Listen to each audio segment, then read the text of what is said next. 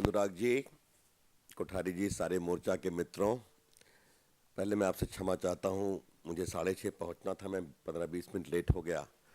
दिल्ली की ट्रैफिक में आज कई जगह लाल बत्ती गायब है, तो ट्रैफिक जाम लगा हुआ है। उसके कारण मोर्चा के किसी कार्यक्रम में आके बहुत अच्छा लगता है,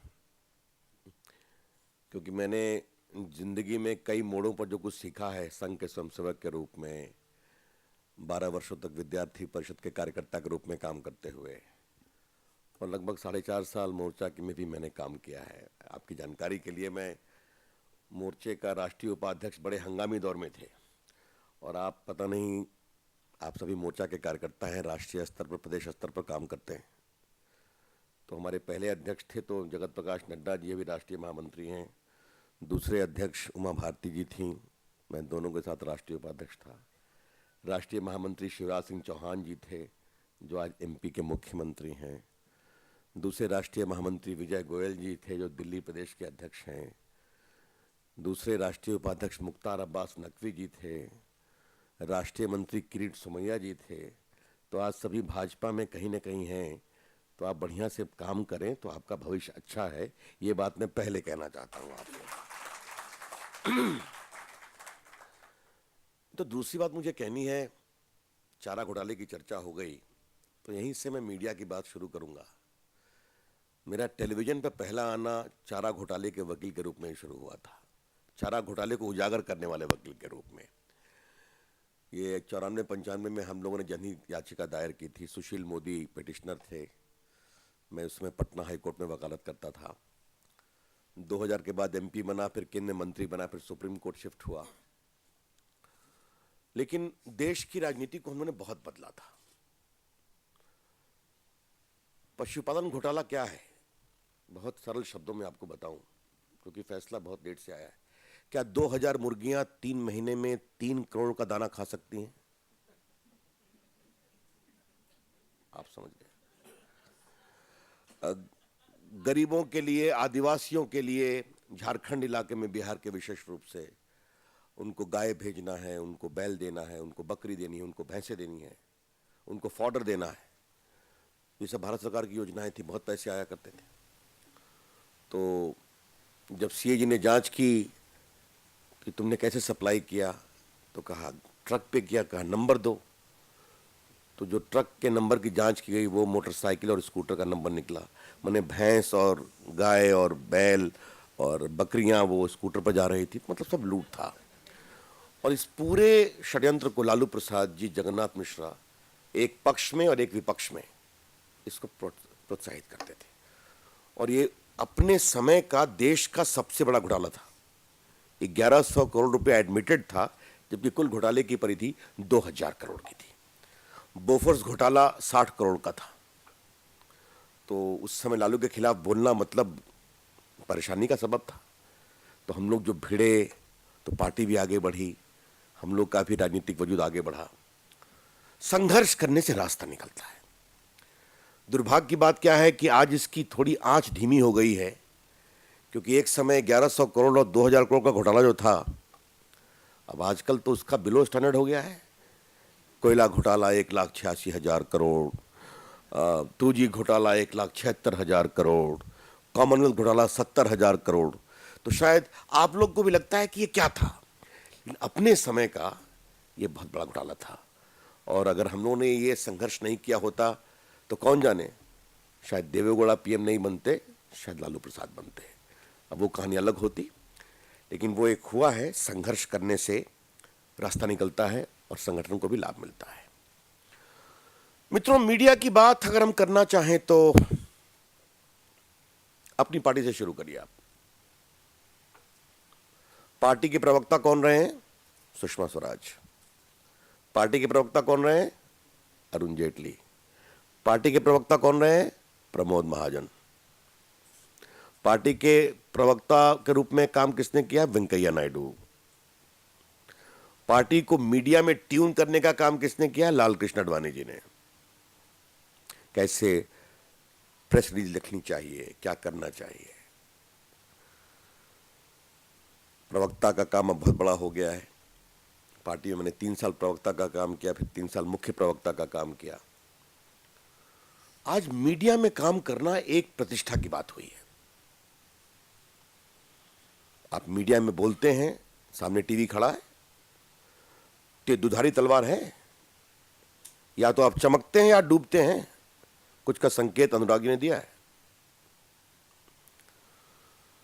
अगर आप अच्छा बोलेंगे तो चमकेंगे, अगर आप खराब करेंगे तो अपना भी नाम खराब करेंगे और पार्टी का नाम भी खराब करेंगे। मुझे टीवी डिबेट पर जाते हुए अब 12-13 साल हो गए। इसकी पहली शुरुआत 2000 में शुरू हुई थी। आज अनुराग जी ने कहा, अरुण जी ने शुरू किया, रवि जी ने समापन किया है। तो 2000 में अरुण जी मंत्री थे, मैं नया सांसद बनकर के आया था। उनको एक टीवी डिबेट में जाना था। उस समय अर्णव गोस्वामी और राजदीप सरदेसाई स्टार न्यूज़ पे साथ बैठा करते थे। तो अरुण जी की कोई बैठक आ गई तो उन्होंने कहा रविशंकर को आप बुलाइए, वो नए एमपी बनकर आए। और वो सिलसिला शुरू हुआ, आज तक चल रहा है। इस सिलसिला आपका भी शुरू होना चाहिए। मुझे याद है कि पहले जब टीवी डिबेट शुरू हुई थी तो हर प्रतिद्वंद्वी एक दूसरे को आउटशाउट करने की कोशिश करता था, जोर से बोलने की कोशिश करता था। आजकल एंकर जोर से बोलने लगे हैं, क्योंकि आजकल एंकर चाहते हैं कि मेरी आवाज सुनी जाए। चलिए, वो भी ठीक होंगे। लेकिन लोगों ने इसे पसंद नहीं किया। लोगों ने कहा आओ अपनी बात कहो और हमारे ऊपर छोड़ दो कि तुम कैसा बोले। इससे टीवी के में एक परिपक्वता आई है। अनुराग जी ने बहुत सही कहा, होमवर्क करके जाओगे, अच्छा करके जाओगे तो अपनी छाप छोड़कर जाओगे और देखने वाले समझेंगे। अभी अनुराग जी ने राम जन्मभूमि के केस का जिक्र किया। आपको मालूम है, आप में कई लोगों को याद होगा, जब मैं इलाहाबाद हाई कोर्ट से जीत कर निकला था राम जन्मभूमि का केस, तो काफ़ी दबाव था मीडिया में बोलना चाहिए। मैंने अपनी बात कही थी, संयमित रूप से कही थी, और उसका असर भी हुआ था। क्या कहना, कितना कहना। इस देश में अभी लगभग 800 टीवी चैनल हैं, मालूम है ना आपको? 245 24 घंटे न्यूज़ चैनल है। कुछ का सैंपल वहां खड़ा है सामने में। ये हर भाषा में, हिंदी में, इंग्लिश में बोलते हैं। अब आपको इनके बीच काम करना है। इस देश में 11 करोड़ टीवी होम्स हैं, 11 करोड़। तो अगर 11 करोड़ घरों में टीवी है, 15 करोड़ घरों में टीवी है, और एक टीवी को अगर 5 लोग देखते हैं तो 122-25 करोड़ के देश में लगभग 90 करोड़ लोग टीवी देखते हैं, विभिन्न भाषाओं में।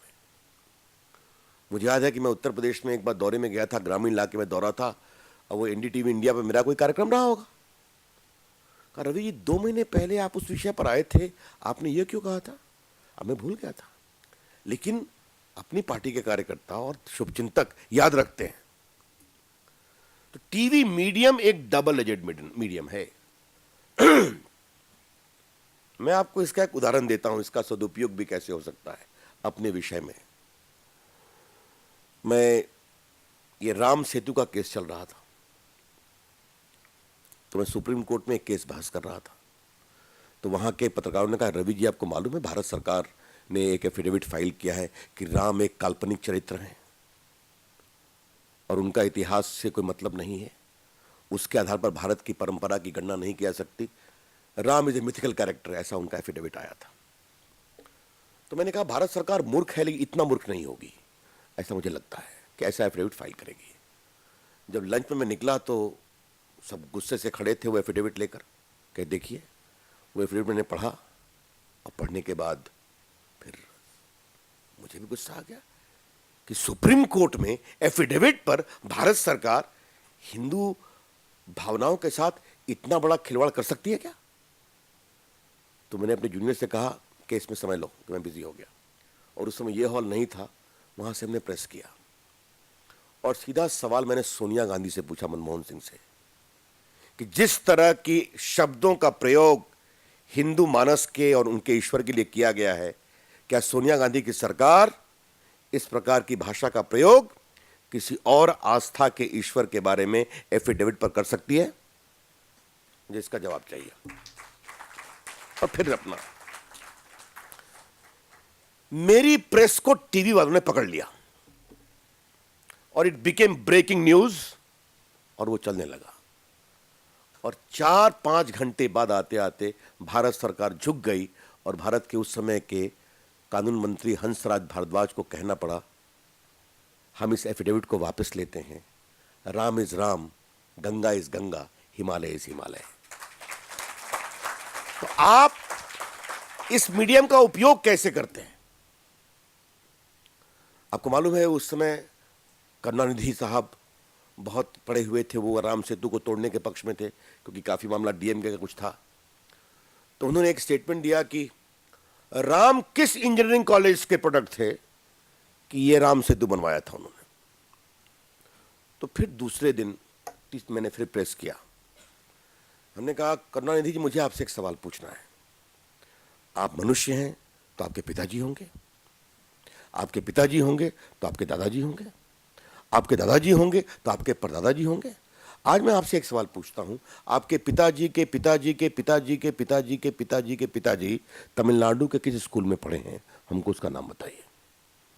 फिर ये चला ब्रेकिंग न्यूज, फिर वो सरेंडर हो गए और विषय खत्म हो गया। तो अपने पक्ष के विषय को बड़ा बनाना और अपने खिलाफ के विषय की हवा निकालना, ये दोनों काम आपको करना है। अनुराग जी ने एक विषय रखा, मुझे ट्रेन पकड़नी है, इलाहाबाद जाना है, मैं थोड़ा शॉर्ट बोलूंगा कि कल वहां कार्यक्रम है पार्टी का एक। अनुराग जी ने एक बात बहुत कही, उस बात की गंभीरता को समझिए आप।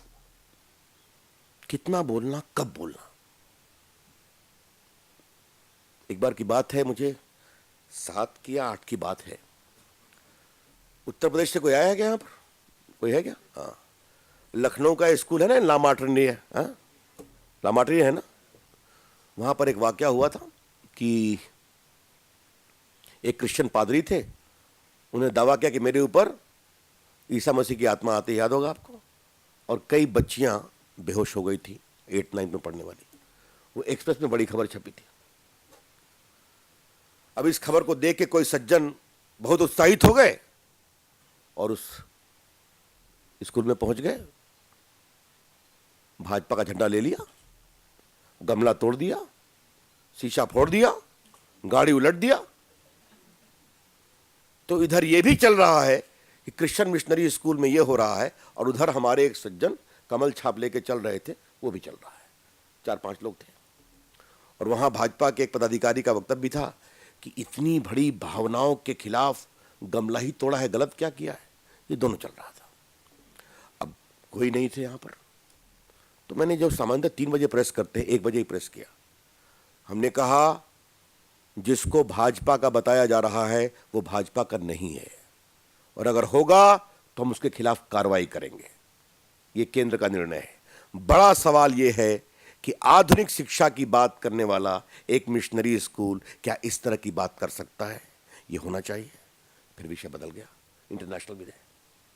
तो विषय बनाना और विषय की हवा निकालना, ये दोनों बहुत जरूरी है। तीसरी बात, फिर मैं अनुराग जी की बात कहूंगा, हर विषय पर बोलना आपका जरूरी नहीं है। माइक आते ही चीन ने क्या कहा, ओबामा ने क्या कहा, और हमारे पंचायत में क्या हो रही है, फ्रॉम ग्राम पंचायत टू ओबामा पंचायत, लोग इस पर बोलने लगते हैं। आपको ये बोलना चाहिए, ये विषय केंद्र का है, वो केंद्र बोलेंगे। ये विषय प्रदेश का है, प्रदेश बोलेंगे। इस पर भाजपा के राष्ट्रीय प्रवक्ता बोलेंगे, इस पर भाजपा के प्रदेश प्रवक्ता बोलेंगे। हां, यूथ पॉलिसी आनी चाहिए, अनएम्प्लॉयमेंट रेट आना चाहिए।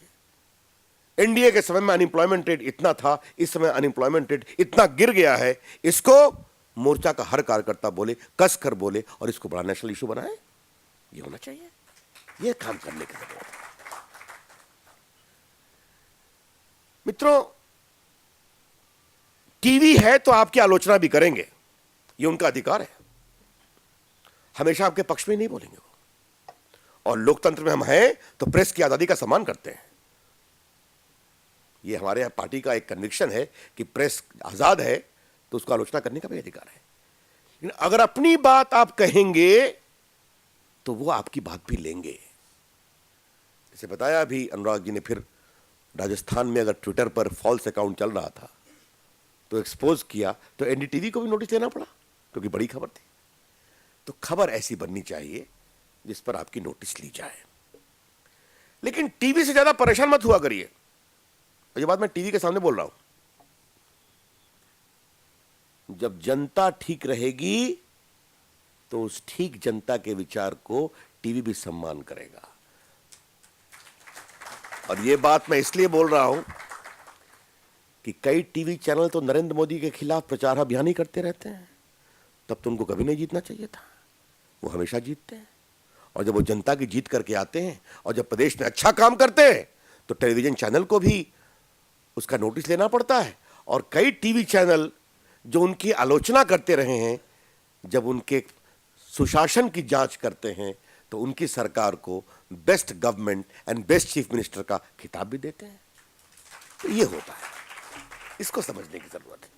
इसीलिए एक बहुत ही आदर के साथ टीवी चैनल्स का सम्मान करना चाहिए, अपनी बात करनी चाहिए।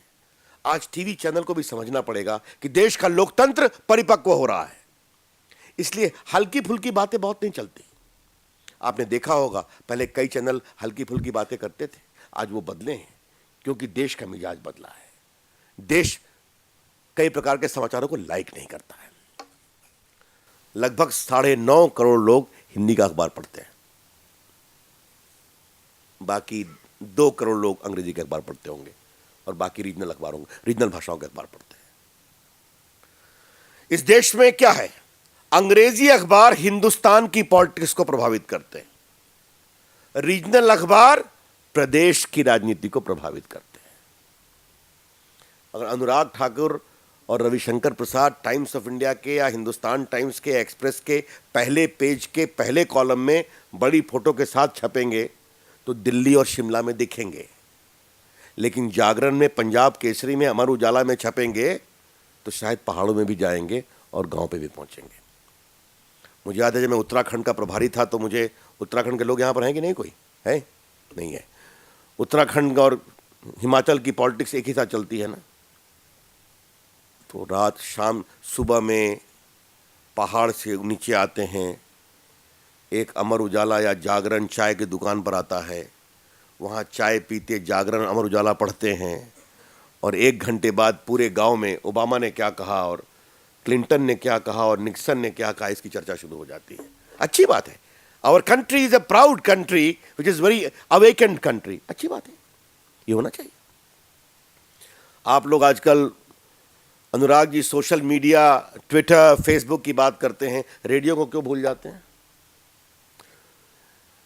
ये आकाशवाणी है। अब आप आकाशवाणी बिलासपुर से शाम का समाचार सुनिए, अभी भी गांव-गांव में वही जाता है, मालूम है ना आपको? आप कभी भी आकाशवाणी पर ध्यान नहीं देते, और अगर गांव में पहुंचना है तो आकाशवाणी का सम्मान करना सीखो। मेरे नौजवान साथियों, मैं आपसे कहना चाहता हूं, अटल बिहारी वाजपेयी की सरकार में आईएनबी मिनिस्टर के रूप में मुझे आकाशवाणी के नेटवर्क को देखने का मौका मिला है। बर्मा के बॉर्डर से लेकर के कन्याकुमारी के छोर तक आकाशवाणी हर जगह सुनी जाती है, और अभी भी गांव में चौपाल में खटिया पर बैठकर और एक ट्रांजिस्टर को बांस पर टांग कर 7:30 के समाचार से लोग देश और दुनिया की जानकारी प्राप्त करते हैं। उसका भी उपयोग करना चाहिए। जहां तक ट्विटर, फेसबुक की बात है और बाकी न्यू मीडिया की बात है, it is a very good media, it is a very powerful media. Use it in the best way possible, but use it constructively। और आपसे मैं बताऊंगा कि जब भी आप पॉजिटिव तरीके से इसका उपयोग करेंगे तो आपकी सार्थकता बढ़ती जाएगी। मुझे याद है कि कांग्रेस ने, कुछ लोगों ने एक फेंकू शब्द का प्रयोग कर रखा था, चला था बहुत, तो मुझसे एक टीवी वाले ने पूछा, तो कहा मुझे कांग्रेस का स्तर देख के अच्छा लगा, ये तो हमें मालूम था कि कांग्रेस का स्तर यही है, लेकिन अब तो कांग्रेस ने स्वीकार कर लिया कि इनका फेंकू का स्तर है, यही शब्दों का प्रयोग करते हैं। नेक्स्ट डे से उन्होंने कहा कि ये हमारा नहीं है, ये हमारा इससे कोई मतलब नहीं है। How you pushed back the issue is very important. मैं आपसे 2-3 बातें सोशल मीडिया के बारे में कहना चाहता हूं। अध्ययन करिए, अध्ययन करके उपयोग करिए। बीजेपी के मीडिया वेबसाइट पर आपको बहुत सारे मटेरियल्स मिलेंगे। use that for exchange arguments, counter arguments on the instruments of social media. अब याद होगा, अभी मोदी जी ने अपने भाषण में एक बात कही थी कि अटल जी ने विकास कहाँ से शुरू किया, कहाँ ख़त्म किया, और सरकार ने क्या किया है. तो चिदम्बरम का स्टेटमेंट आया और उन्होंने 5 साल की प्रगति रिपोर्ट बताया, और रिपोर्ट बताने के बाद कहा कि Narendra Modi is committing fake encounter with facts. ठीक है. तो मैं बाहर से लौटा था तो मालूम हुआ ये बड़ा विषय बन गया था.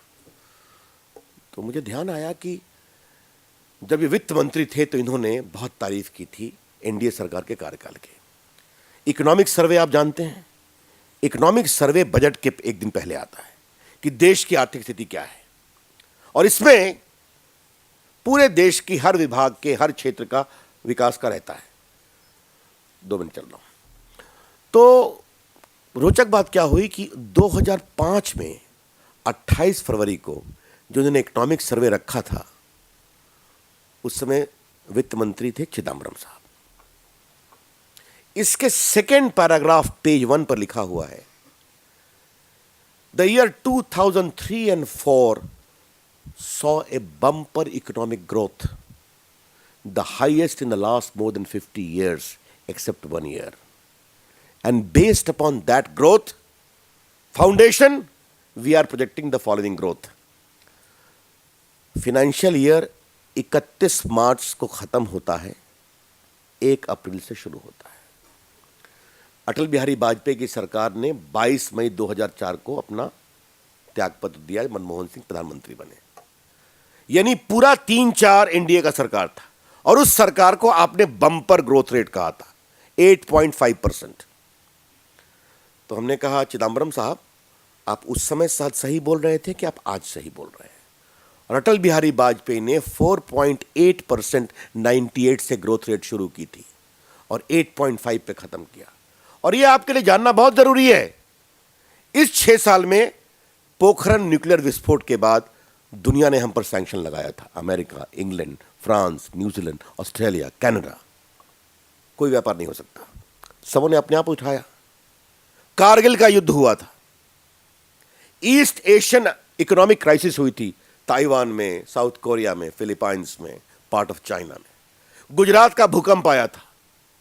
इन सबों के बावजूद अटल जी ने कभी नहीं ये कहा कि भूकंप आ गया जी तो मैं क्या करूं जी, कारगिल से युद्ध हो गया तो मैं क्या करूं जी, ईस्ट एशियन क्राइसिस हो गई तो मैं क्या करूं जी. 4.8% की ग्रोथ रेट 8.5% पे खत्म की. और मनमोहन सिंह की ग्रोथ रेट 8.5% की विरासत को 4.8% पर ले आए. ये है उनकी. तो चिदम्बरम साहब क्या करते हैं कि एवरेज. तो हमने कहा कई बार चुनाव में पार्टियां हार जाती हैं तो संतोष के लिए कहती हैं हम हार तो गए हैं, हमारा वोट परसेंटेज थोड़ा बढ़ गया है, भले ही हम हार गए. ये तर्क वही है. तो मित्रों, study on economic issues, study on political issues, study on educational issues, study on unemployment issues. और एक बात जो बहुत बढ़िया कहा अनुराग जी ने, पार्टी को समझिए. Know the DNA of BJP, the party in which you work. उसकी विचारधारा क्या है, उसकी सोच क्या है, उसके निर्णय क्या रहे हैं. जब आप ये सोचकर चलेंगे तो आप new media, social media, conventional media, print media, TV media, सबों का उपयोग कर सकेंगे. इसलिए मैं आज हमेशा कहता हूं कि आज के ज़माने में मीडिया को समझना, उसका सदुपयोग करना, इश्यूज को समझना, इश्यूज की हवा निकालना, और कितना बोलना, क्या बोलना और कैसे बोलना, ये सबों को समझना बहुत ज़रूरी है. आज अनुराग जी, मैं आपको और आपकी टीम का बहुत साधुवाद करता हूं कि इस गंभीर विषय पर आपने दिन भर की चर्चा की. आप सभी बड़े यशस्वी हैं, बड़े प्रामाणिक कार्यकर्ता हैं. और एक बात बताऊं कि मैं जहां जहां युवा मोर्चा के कार्यकर्ताओं को देखता हूं तो मुझे भाजपा का भविष्य बहुत संबल दिखाई पड़ता है. और आज मैं जो आपको देख रहा हूं तो मुझे वही दिखाई पड़ता है. बहुत बहुत धन्यवाद, शुभकामनाएं, नमस्कार. और मैं आपसे अब सीधा जाने की आज्ञा, क्योंकि मुझे 9 बजे ट्रेन पकड़नी है, 7:50 होगी.